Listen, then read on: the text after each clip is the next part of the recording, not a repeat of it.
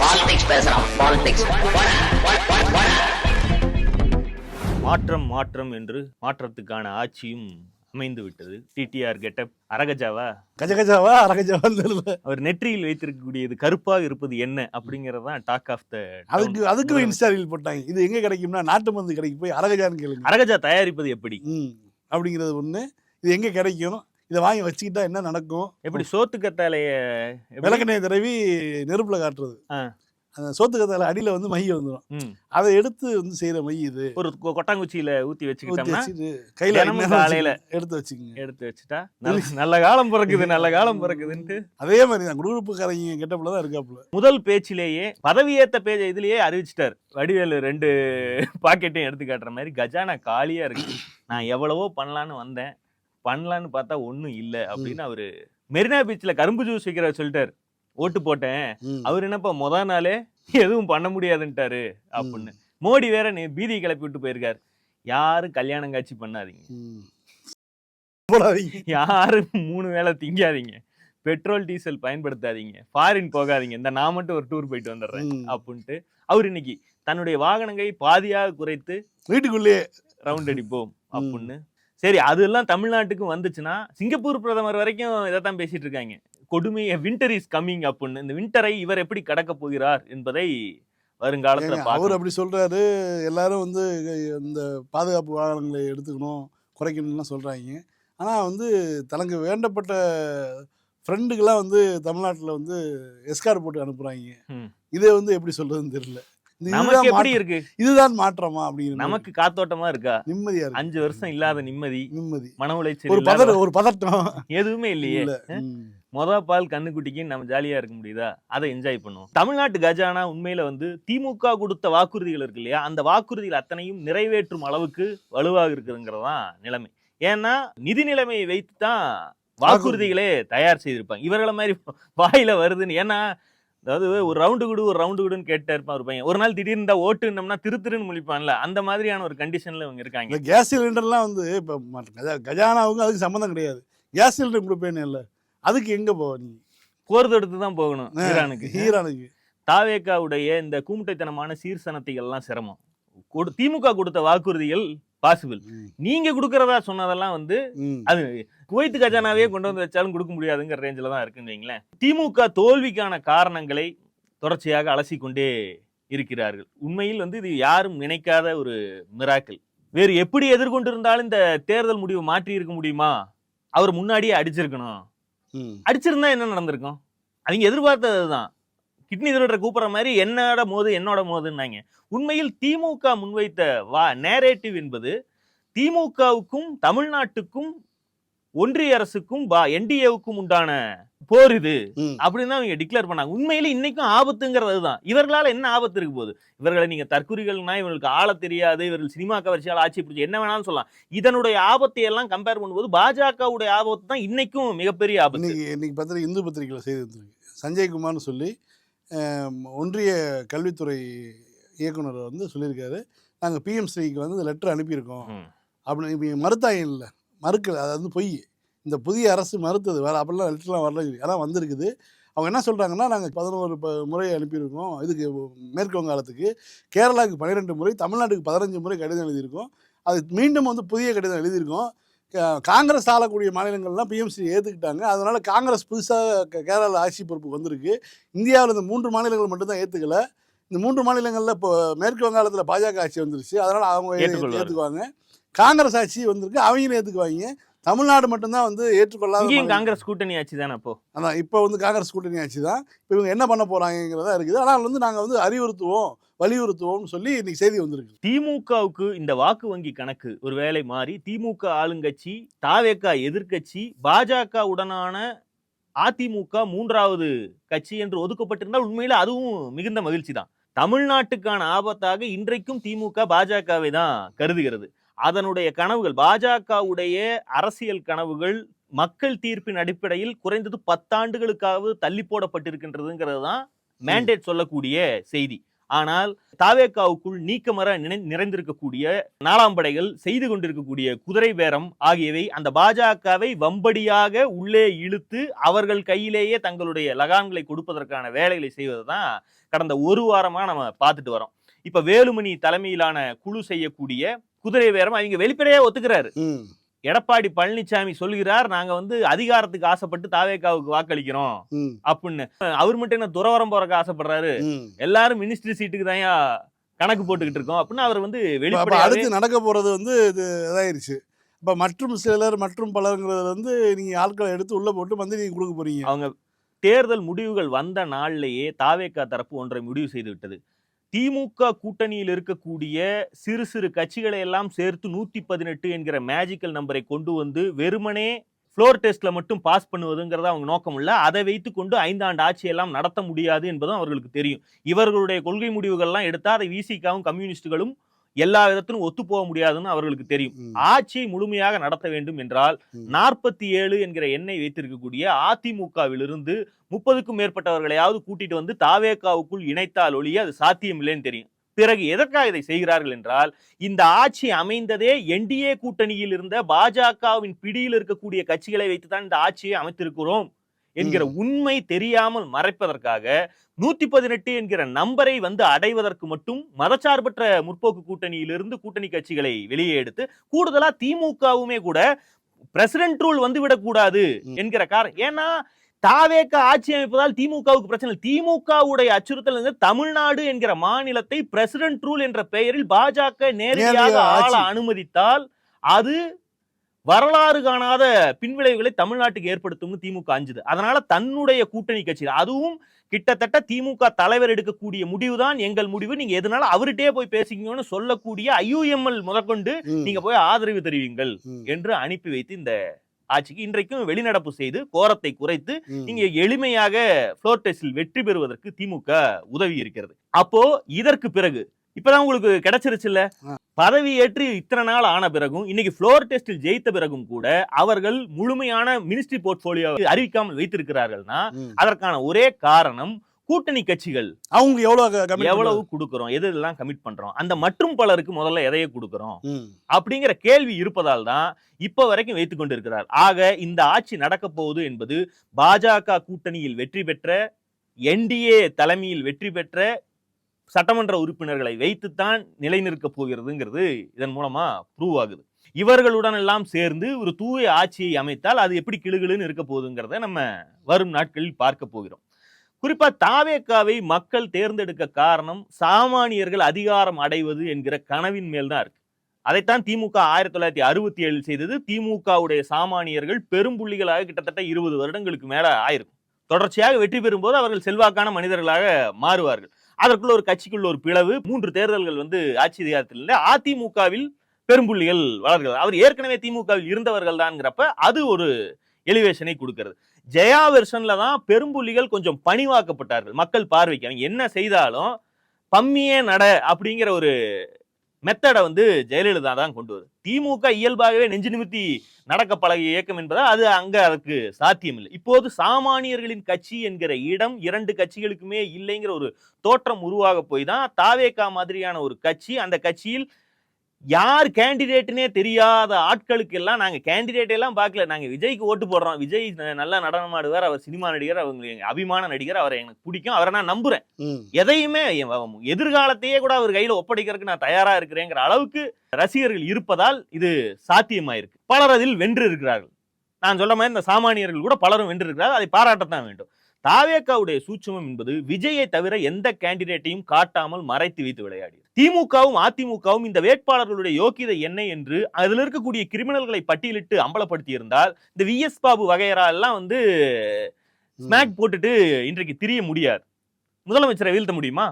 ஆனால் இந்த ஸ்கேமை மீண்டும் செய்ய முடியாது. அடுத்த முறை திமுகவோ அதிமுகவோ எதிர்க்க போவது அதிமுக இல்லைன்னு ஆயிருச்சு. இன்னைக்கு நடக்கிறத பார்த்தா ஒரு சைடு பாஜக போய் கரையும், ஒரு சைடு தாவேக்கால கரையும், ஒரு சைடு திமுக கரையும். சோ அதை விட்டுரும். அப்ப திமுக அடுத்த தேர்தல் எதிர்க்க போவது என்பது 35% வாக்கு வங்கி வைத்திருக்கக்கூடிய ஆளுங்கட்சி வேட்பாளர்கள். அந்த முறை உங்களை மட்டும்தான் அவர்கள் எதிர்ப்பார்கள், உங்களை மட்டும்தான் அம்பலப்படுத்துவார்கள். சரி, விஜய் வெற்றிக்கு பின்னால் இருக்கக்கூடிய சோசியல் இன்ஜினியரிங், இந்த நிறைய பேர் சொல்றாங்க இல்லையா, இன்ஸ்டாகிராம் அல்காரிதம் பேஸ்டா ஒர்க் பண்ணி அதை சாதித்திருக்கிறார்கள். அதெல்லாம் ஒரு கேஸ் ஸ்டடி தான், அதெல்லாம் மறுக்க முடியாது.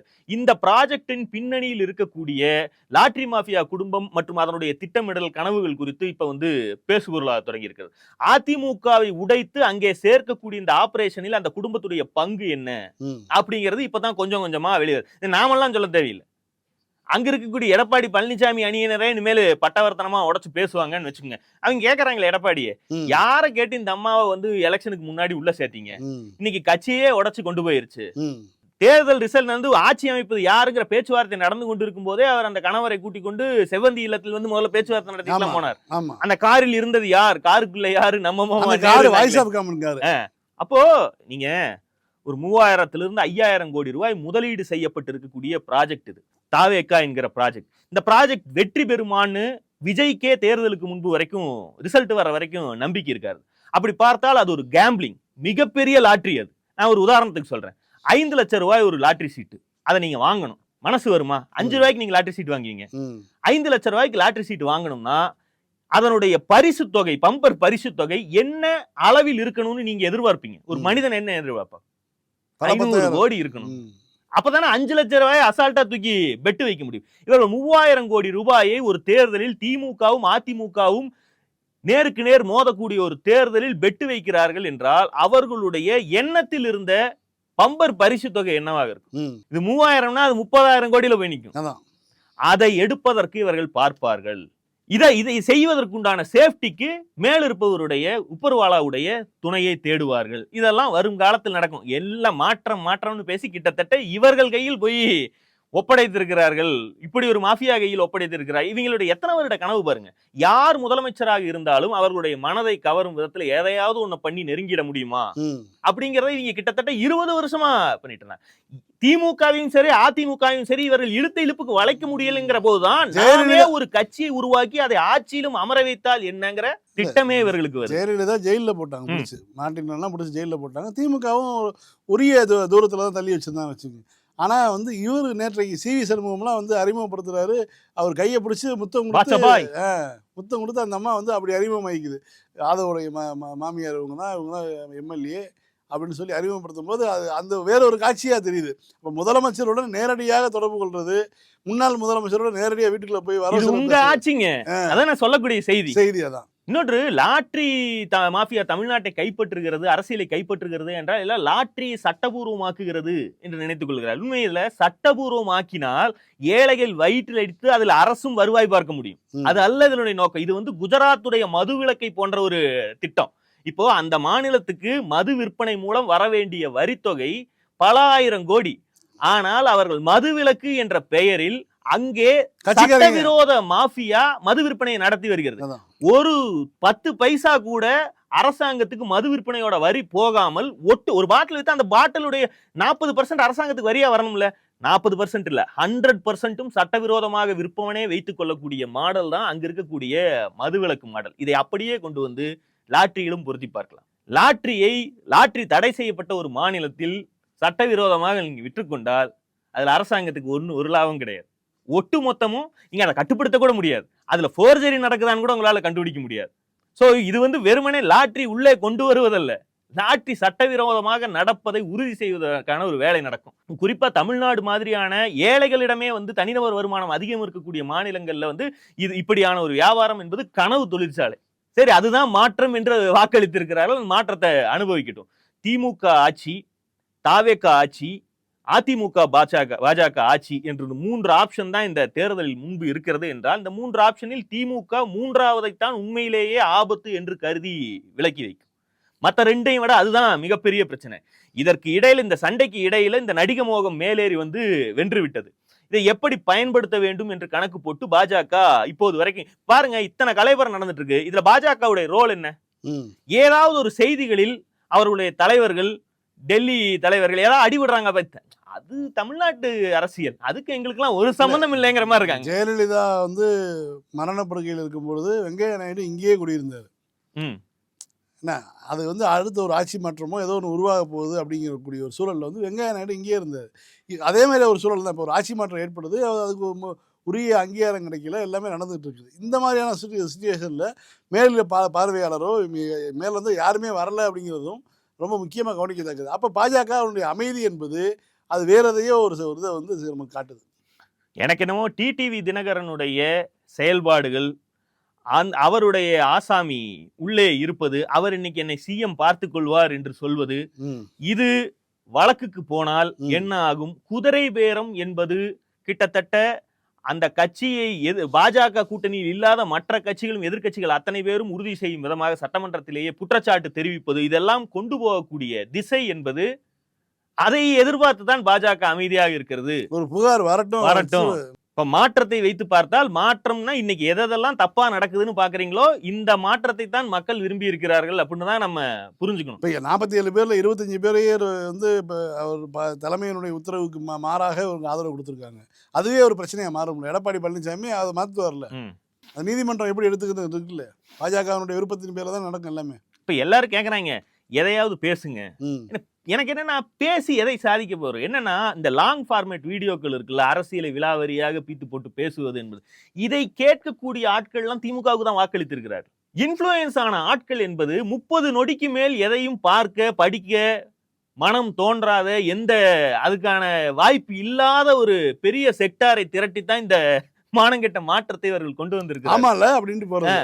அப்போ அதை நோக்கி ஆமால அப்படின்னு. இப்ப முத்துக்குமாரன் ஒரு பையன் தெரியும், எல்லாம் தொகுப்பாளராக இருப்பார், இதெல்லாம் பிக் பாஸ் எல்லாம் இருந்தார் இல்லையா, அவர் இவ்வளோ நாள் வரைக்கும் வந்து விஜய்க்கு ஆதரவாக போட்டுட்டு இருந்தவர்.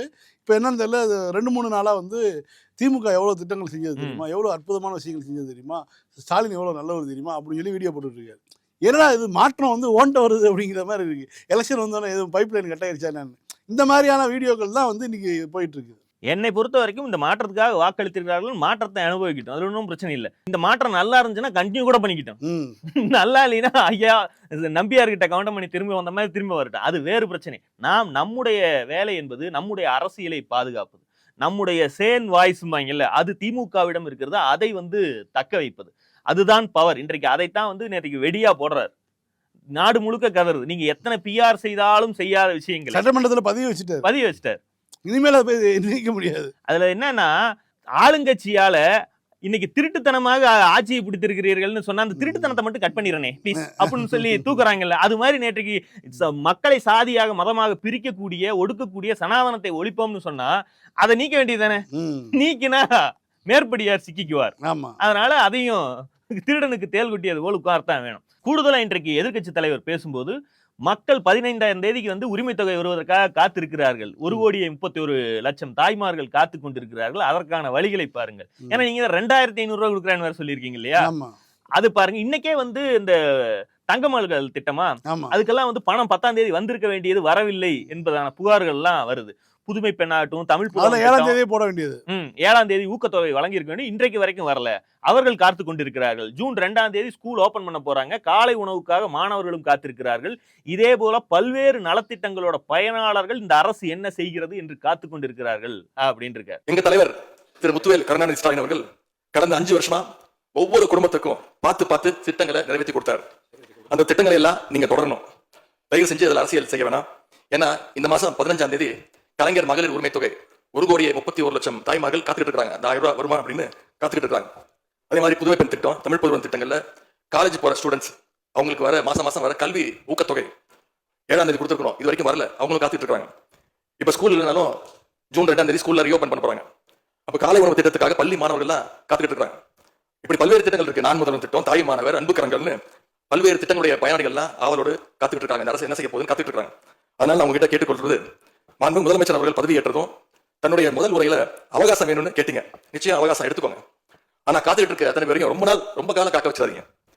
அதே மாதிரி சோஃபா புஷ்பா பட பாணியில் போற வீட்டுக்கு முன்னாடி எல்லாம் யானை வரும் பின்னே மணி யோசை வரும் முன்னேங்கிற மாதிரி நீங்க என்ன சோபா அனுப்புறீங்க, சோபால அந்த சோபால தான் உட்காருவீங்களா, அந்த சோபாவுக்குள்ள புஷ்பா பட பாணியில் ஏதாவது இருக்கிறதா என்ற கேள்வி.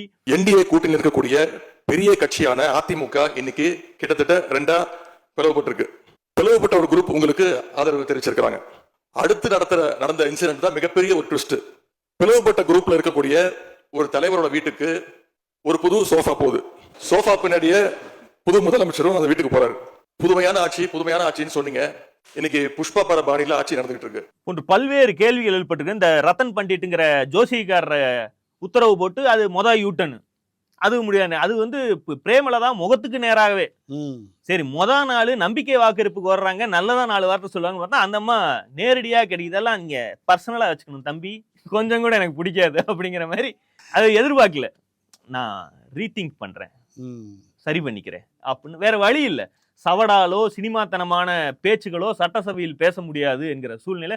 2வது ஸ்பான்டேனிட்டின்னு ஒன்று இருக்குல்ல, சட்டசபையில் இப்படியான கேள்விகள்லாம் வருதுன்னா நான் கூட எதிர்பார்த்தேன். கிட்டத்தட்ட தேமுதிக பொதுச் செயலாளர் பிரேமலதாவாகட்டும், சட்டமன்ற எதிர்க்கட்சி தலைவராகட்டும் ரோஸ் பண்ணி விடுறாங்க. 2வது நாள் சட்டமன்றத்திலேயே இவர்கள் மீதான புகார்கள் அத்தனையும் குதிரை பேரம் என்பது முதற்கொண்டு சோபாவுக்குள் என்ன வச்சு புஷ்பா பாணியில அரசியல் நடத்திட்டு இருக்காங்கிற வரைக்கும் எல்லாத்தையும் கிழிச்சு தொங்க விட்டாங்க. நார்மலா இப்படியான குற்றச்சாட்டுகள் வரும்போது முதலமைச்சர் இருந்துச்சு பதில் உரையில அது என்னன்னாவது அட்ரஸ் பண்ணுவாங்க. ஒரே அவருக்கு நாங்கள் குதிரை பேர அரசு இல்ல, குதிரை வேக அரசு. இது வந்து இந்த பேச்சுக்கு முன்னாடியே எழுதி கொடுத்தது. இதுக்கு என்ன எழுதி கொடுக்கறதுன்னு தெரியல. இந்த பருப்பு, இந்த எழுதி வைத்து மனப்பாடம் பண்ணுகிற பருப்பு என்பது சட்டமன்றத்தில் வேகாதுங்கிறது இன்னைக்கு விஜய்க்கு புரிஞ்சிருக்கும். இத்தனையும் வாங்கி கொண்டு இவர்கள் சொல்லுவது வன்னியரசு ஆகட்டும், பிரேமலதாவாகட்டும், இன்னும் கம்யூனிஸ்ட் கட்சி தோழர்களாகட்டும் அத்தனை பேரும் பேசியதையெல்லாம் கேட்டுவிட்டு இவங்க எல்லாம் நம்மளை தான் கிண்டல் பண்றாங்களா அடிக்கிறாங்களாங்கிறது கூட புரியாம தான் வந்து அந்த நானும் ரவிடிதான் மீம்ல ஒரு ஆள் உட்கார்ந்துருப்பான்ல அது மாதிரி உட்காந்துருக்காருன்னு வைங்க. கூப்பும் பாங்க, நமக்கு கூப்பு தான் உண்மையில காத்தோட்டமா இருக்குன்னு வைங்க. இதுல நமக்கு ஒன்றும் நட்டம் இல்ல. திமுகவுக்கு இதனால் என்ன நட்டம்? எங்களை எல்லாம் பார்த்தா இப்ப எதிர்கட்சி மாதிரியா இருக்கு அப்படின்னு அன்பழகன் முன்பு ஒரு வீடியோல அது மாதிரிதான் சுத்திட்டு இருக்கோம். அதிமுக தான் உண்மையில அடிதடி போட்டு இருக்காங்க.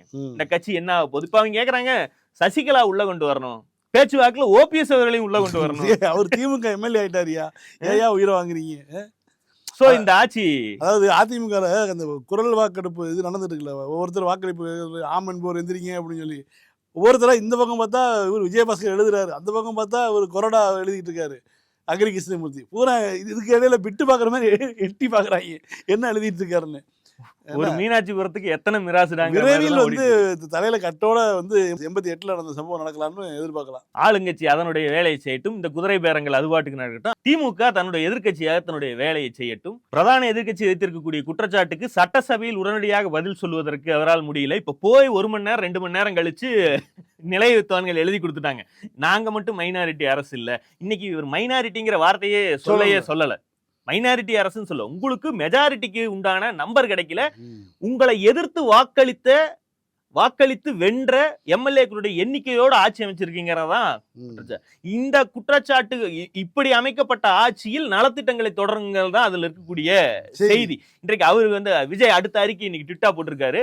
அவர் வந்து நீங்களே 2006 to 2011 மைனாரிட்டி ஆட்சியா தான் இருந்தீங்க. அது மைனாரிட்டி ஆட்சினா அது தேர்தலுக்கு முன்பே அமைந்த கூட்டணி. அந்த கூட்டணியிலிருந்து புதிதாக யாரும் வந்து சேரல. அந்த கூட்டணியே மெஜாரிட்டி நம்பரான 118 தாண்டி விட்டது. அது திமுக கூட்டணி ஆட்சி. இது மாதிரி உங்களை வீழ்த்த வேண்டும், மு.க. ஸ்டாலின் வெல்ல வேண்டும் என்று வாக்களித்தவர்களையும், உங்களை வீழ்த்த வேண்டும், எடப்பாடி பழனிசாமி வெல்ல வேண்டும் என்று சொன்னவர்களுடைய வாக்கு, அதுவும் குறிப்பா அது வந்து என்டிஏ உடைய வாக்கு. அந்த வாக்குகளை பெற்ற எம்எல்ஏக்களை வைத்து இப்படி ஒரு தூய ஆட்சியை வந்து திமுக நடத்தல. எழுதி கொடுப்பவரிடம் 4 வீட்டுல பிச்சை எடுத்து வந்த மாதிரி இருக்கும் பாத்திரம். கூடி எழுதி கொடுத்தவரிடம், ஆனா எழுதி கொடுத்தவர்கிட்ட கரெக்டா எழுதி கொடுன்னு சொல்றதுக்கு கூட இவரால முடியும் தெரியாது. இந்த ட்வீட் போட்டது கூட அவருக்கு தெரியுமான்னு தெரியல. ஆக மொத்தத்தில் இன்றைக்கு 2 நாட்கள் உட்கார்ந்த வேலை செய்ததுன்னு கூட சொல்ல முடியாது. உட்கார்ந்து இருந்ததற்கே காலவரையற்ற விடுமுறை என்ற விதத்தில் சட்டமன்றத்தை வந்து தேதி குறிப்பிடாமல் ஒத்தி வைத்திருக்கிறார்கள். மீண்டும் வரட்டும், அடுத்து பட்ஜெட் இருக்கு, நீண்ட நாள் நடக்கும். 60 நாள் நடக்கக்கூடிய 50 நாள் நடக்கக்கூடிய நாள். இவர் பாவம் ஆளுநர் உரை வேற இருக்கு. ஆளுநரை இவர் என்ன பண்ண போறாரு, திமுக என்ன பண்ண போகுது, அதெல்லாம் இருக்குல்ல. மீண்டும் சந்திப்போம். லைக் பண்ணுங்க, ஷேர் பண்ணுங்க, சப்ஸ்கிரைப் பண்ணுங்க, கமெண்ட் பண்ணுங்க. பை. பாலிடிக்ஸ் பேசுறோம், பாலிடிக்ஸ்.